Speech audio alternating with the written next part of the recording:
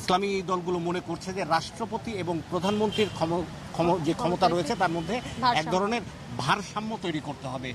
তারা বলছেন যে নির্বাচন কমিশন পুনর্গঠন করতে হবে। ইসলামী দলগুলো মনে করছে যে যেই নির্বাচন কমিশন গত রেজিমে ছিল, আওয়ামী লীগ সরকারের আমলে যে নির্বাচন কমিশনটি পারফর্ম করেছে, তারা আসলে দলীয় আজ্ঞাবাহী একটি প্রতিষ্ঠান হিসেবে কাজ করেছে। খেলাফত মজলিসের আমির তিনি বললেন যে রাষ্ট্র সংস্কারের ক্ষেত্রে তাদের যে প্রস্তাবনা সেগুলো তারা দিবেন এবং নির্বাচনের রোড ম্যাপ বা রূপরেখার ক্ষেত্রে তাদের যে প্রস্তাবনাগুলো সেগুলো তারা দিবেন, এবং একই সঙ্গে তারা কিন্তু বলছেন যে এই অন্তর্বর্তীকালীন সরকারকে তারা যৌক্তিক সময় দিতে চায়, তবে নির্বাচন বা যেটি গণতন্ত্রের পথে যাত্রা সেটি যেন দীর্ঘায়িত না হয়।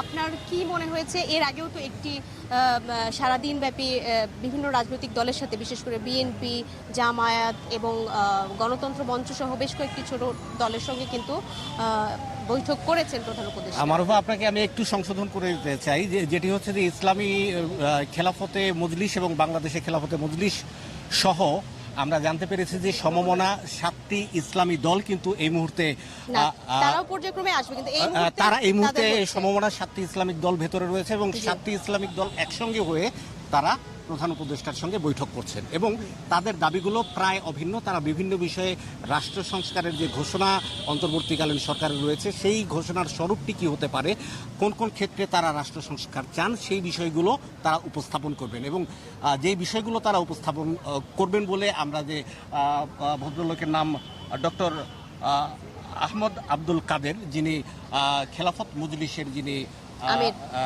মহাসচিব, তার সঙ্গে কথা বলেছি রাষ্ট্রীয় অতিথি ভবন যমুনায় প্রবেশের পূর্বে। তিনি যে বিষয়টিকে সবচেয়ে বেশি গুরুত্ব দিয়েছেন যে সরকার ব্যবস্থায় সংস্কার তারা আনতে চান। সরকার ব্যবস্থায় সংস্কার বলতে ইসলামী দলগুলো মনে করছে যে রাষ্ট্রপতি এবং প্রধানমন্ত্রীর যে ক্ষমতা রয়েছে তার মধ্যে এক ধরনের ভারসাম্য তৈরি করতে হবে।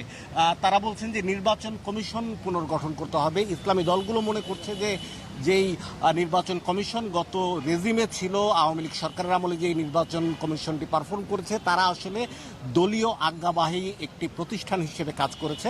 সুতরাং এখানে নিরপেক্ষ একটি নির্বাচন কমিশন তারা চান এবং একটি স্থায়ী ব্যবস্থা চান যাতে কোনো রাজনৈতিক দল ক্ষমতায় এসে যাতে নির্বাচন কমিশনের উপরে হাত না দিতে পারে। এরপরে তারা যে দাবিটি করেছেন যে স্থানীয় সরকার ব্যবস্থা, এখানে তারা সংস্কার চেয়েছেন, তারা প্রশাসনিক সংস্কার চেয়েছেন।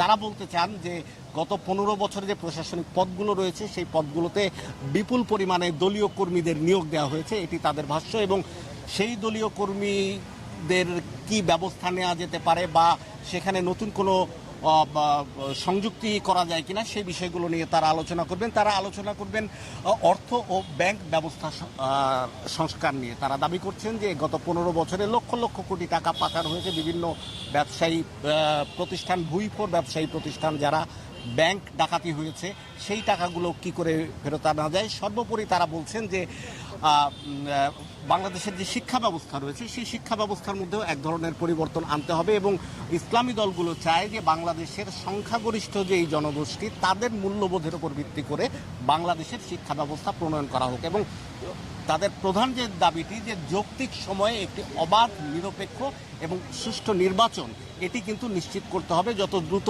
সম্ভব। তারা সেই বিষয়ে আজ প্রধান উপদেষ্টার সঙ্গে আলোচনা করবেন বলে আমাদের জানিয়েছেন এবং আপনি জানেন যে বৈঠকটি এখনো চলছে এবং বৈঠক শেষে বের হয়ে গণমাধ্যমকে যখন তারা কথা বলবেন তখন আমরা জানতে পারবো যে আসলে তাদের এই বক্তব্যের প্রেক্ষিতে প্রধান উপদেষ্টা এবং অন্তর্বর্তীকালীন সরকারের রেসপন্সটা কেমন ছিল সেটি হয়তো আমরা জানতে পারবো।